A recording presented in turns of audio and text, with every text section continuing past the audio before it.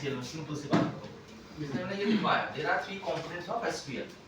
Container क्या होता है, इटरेटर क्या होता है, एल्गोरिथम। एल्गोरिथम ऑलरेडी हम पढ़ चुके हैं 5, है ना, तो जो कि हमने कोडिंग की इसमें बनाए हैं और उसको अप्लाई करना है। देखा? Yes sir. अब देखिए यहाँ थोड़ा समझ लो, यहाँ थोड़ा समझ लो बेटा एक बार।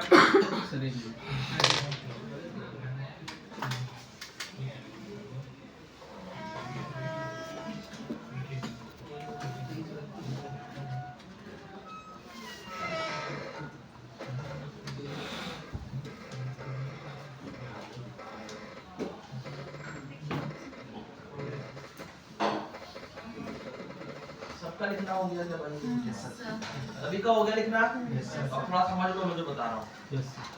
देखो जो स्टैंडर्ड टेम्पलेट लाइब्रेरी का टेम्पलेट हम ऑलरेडी पढ़ चुके हैं, है क्या एक्चुअली टेम्पलेट पढ़ा ना, फंक्शन टेम्पलेट और क्लास टेम्पलेट। तो ऐसी इसकी लाइब्रेरी बनी, मतलब ये पूरे कंटेनर बने हुए हैं, ये कंटेनर बने हुए हैं पूरे, ठीक है। तो कंटेनर मतलब जस्ट लाइक अगर मैं नॉर्मल आपकी भाषा बात करूं दिस कॉल है, तो क्या बोलेंगे आप, ये एरे। तो यहाँ पर एरे के डिफरेंट टाइप्स है, बट वो जो टाइप्स थे वो सब डायनेमिक।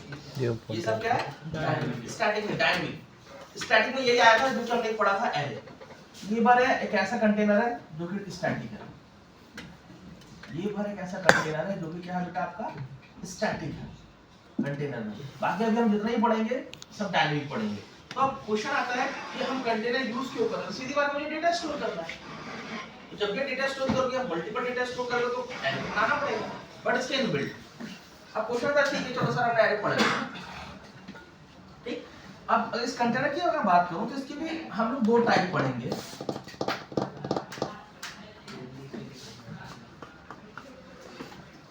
एक है सीक्वेंस कंटेनर,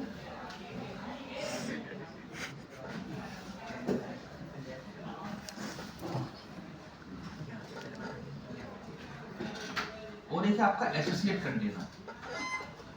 इसकी बेटा 2 टाइप होता है।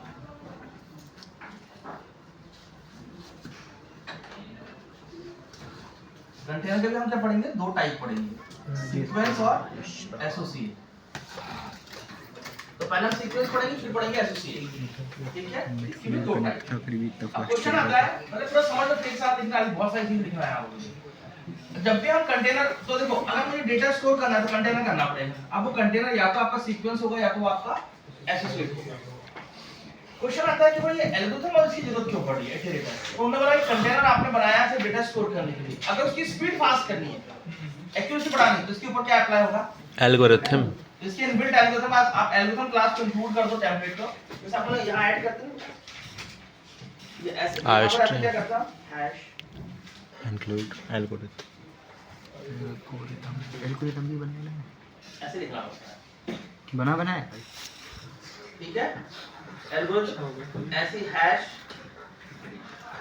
Include, that is the pointer. यहां इटरेट एक पॉइंटर की तरह ट्रीट करता है। तो आपको क्या करना है, ध्यान देना। बात है कि एल्गोरिथम क्या होता है, स्पीड को बढ़ाता है, और ये क्या करता है, जब भी आपको पॉइंटर की रिक्वायरमेंट होगी तो आप इसका यूज करेंगे इटरेटर। लेकिन दोनों किस में अप्लाई होंगे, कंटेनर में। अगर कंटेनर नहीं है तो इसका कोई सेंस नहीं यूज करना। मतलब ये दोनों किस पे अप्लाई होते हैं, अगर देखें यार, बोथ अप्लाई ऑन कंटेनर, मतलब कंटेनर मस्ट बी एग्जिस्ट। अगर इसको में देखना है कंटेनर, हां ये कंटेनर है स्ट्रिंग में नहीं, अरे कंटेनर मतलब ये स्ट्रिंग कंटेनर। वेलकम। जैसा भी एरे बनाया, एरे इज अ कंटेनर, उसमें मल्टीपल डेटा स्टोर, उसमें तो अप्लाई करो ना। जैसे ये स्ट्रिंग वेरिएबल तो एस में स्टोर हो रहा है, तो एस क्या हो गया, स्ट्रिंग है, कंटेनर स्ट्रिंग टाइप है। तो इसी में अब ये कैसा सीक्वेंस क्यों 1 बाय 1 स्टोर करें, ये ना। ये अभी जो मैंने एरे बताया और जो भी स्ट्रिंग, ये कैसा कंटेनर आपको सीक्वेंस, और भी आगे बताऊंगा सीक्वेंस जो आएंगे, और जो एसोसिएट टाइप को बताऊंगा कब एसोसिएट आएंगे।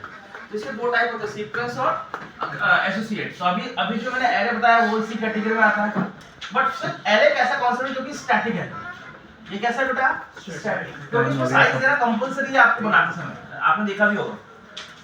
एरे इंट फिर कॉमा करके मैं साइज दे रहा था, तो वो फिक्स हो गया, और इसलिए इसका बहुत कम यूज होता है, ठीक है। स्ट्रिंग में तो जरूरत है नहीं, स्ट्रिंग में तो जैसा आपको करना वैसे ही काम हो रहा है। ठीक है, इसलिए एरे को बहुत कम यूज किया जाता है यहाँ पर, बट इसमें फायदा ये बोला भाई एरे में इनबिल्ट फंक्शन कुछ दे दिया है और फ्यूचर में जरूरत पड़ेगा हम यूज कर दूंगा। इसमें बैक है, फ्रंट है, देखा हमने, ठीक है, तो एरे का आपको यूज कर सकते हैं। और दूसरा है स्ट्रिंग, स्ट्रिंग में मैंने बोला ये वो सीक्वेंस कंटेनर है। अब आप देखना मैं क्या कर रहा हूँ, तो मैंने बोला ठीक है भाई कंटेनर है, तो मैंने बोला ये कंटेनर की थोड़ी स्पीड बढ़ानी है, तो इनबिल्ट मेथड यूज करना था, उन्होंने बोला करना भाई एल्गोरिथम अप्लाई करना कर दे, इटरेटर अप्लाई करना है कर दे। अब आप देखना मुझे इस स्ट्रिंग को देखना क्वेश्चन कैसे करना सॉल्व होगा एक लाइन में। अब एक लाइन में क्वेश्चन सॉल्व होगा, 2 लाइन में, जो आपके 50 लाइन लिखते पढ़ते थे। मैंने बोला भाई ये वेलकम लिखा है, ध्यान से सुनना, ये वेलकम लिखा है, ठीक है, इसको रिवर्स कर दो, ध्यान सुनना, वेलकम है, इसको रिवर्स कर दो। तो यहाँ पर एल्गोरिथम बोलता है भाई साहब मेरे पास इनबिल्ट फंक्शन है, उसका यूज करके इसको रिवर्स करवा, ठीक है, लेकिन वो रिवर्स भी एक क्या इनबिल्ट एल्गोरिथम है, वो क्या है अभी हम देखेंगे साहब। तो अब अगर मैं चाहता हूं कि जैसे एस में क्या लिखा है वो, इसको रिवर्स करना है, तो मुझे क्या करना पड़ेगा, ऐसे देखो ध्यान से सुनना मेरे पहली बात, रिवर्स ये देखो ये एक फंक्शन है, इसके अंदर आप एस को अगर पास करते हैं करेगी। अभी एरर दिया, क्यों एरर दिया उसको भी समझाता हूं, क्योंकि जब भी हम रिवर्स यूज करेंगे, देखो यहाँ पर error no matching function for call to reverse, क्या बोलता है रिवर्स बोलता है जब भी कोई पैरामीटर सॉरी जब भी कोई एल्गोरिथम किसी कंटेनर में अप्लाई होता है तो रिवर्स बोलता है मुझे 2 पॉइंटर चाहिए, बिगिन और एंड। ये ऐसे में 2 पॉइंटर में काम करता हूं, मुझे स्टार्टिंग बताओ और एंडिंग बताओ ना, कहां से कहां तक अप्लाई करूं। तो इसमें जितने भी एल्गोरिथम है सब में 2 पॉइंट की जरूरत पड़ेगी, स्टार्टिंग पॉइंट और एंडिंग पॉइंट। तो इसको कैसे पता चलेगा मैं रिवर्स कहां तक करूं, आपको स्टार्ट और एंड पॉइंट देना पड़ेगा। तो अब अगर मैं ऐसा लिखता हूं s डॉट, देखते इसमें ये अप्लाई होता है कि नहीं, s dot begin comma s dot and output कहाँ मिलेगा, अप्लाई हुआ। अब मुझे डिस्प्ले करना है ना भाई, ये तो मैं साइज को रहा था, अब मैं s को डिस्प्ले करूं, yes sir, see out S,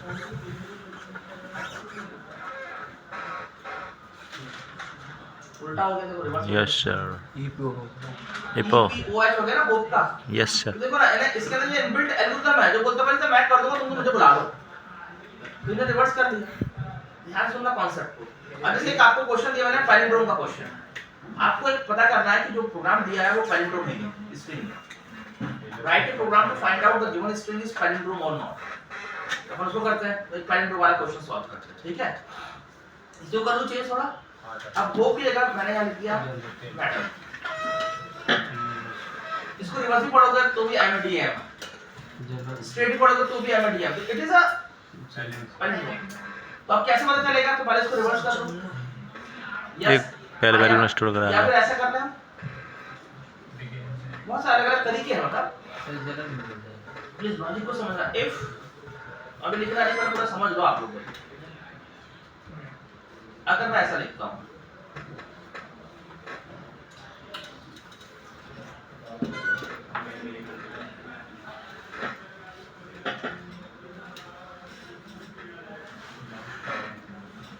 palindrome,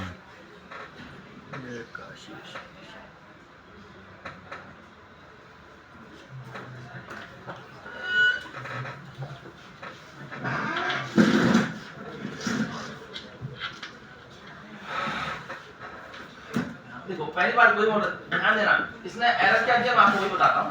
हम डायरेक्ट इसको एक्सेस कर रहे हैं, ये परमिशन नहीं नो दिया, match for operator double equal to, इसमें हम कंपेयर नहीं कर सकते इसके साथ। अच्छा ये फंक्शन मैंने यहां पर क्लोज नहीं किया, क्योंकि ये क्लोज करना था ना रिवर्स फंक्शन, ये रिवर्स फंक्शन मैंने क्लोज नहीं किया था ना, इसलिए। अब मैं रन करता हूं, अभी देखना वो एरर दे रहा है, बोला डबल इक्वल टू से कंपैरिजन नहीं होता, मतलब ये फंक्शन, ये जो फंक्शन है ना कंपैरिजन फंक्शन नहीं होता है ना, ये फंक्शन पहले अप्लाई करके किसी वेरिएबल में स्टोर कर लो इसको। तो ये क्या बोलता है, अगर आप अप्लाई कर रहे हैं रिवर्स को, ध्यान देना, तो मैं एक स्ट्रिंग वेरिएबल ले लेता हूं k equal to reverse store करा लो,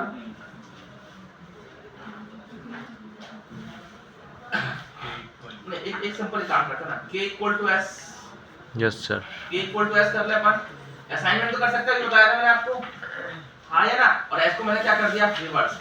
अब मैं इसे चेक कर लेता हूं, if k is equal to s,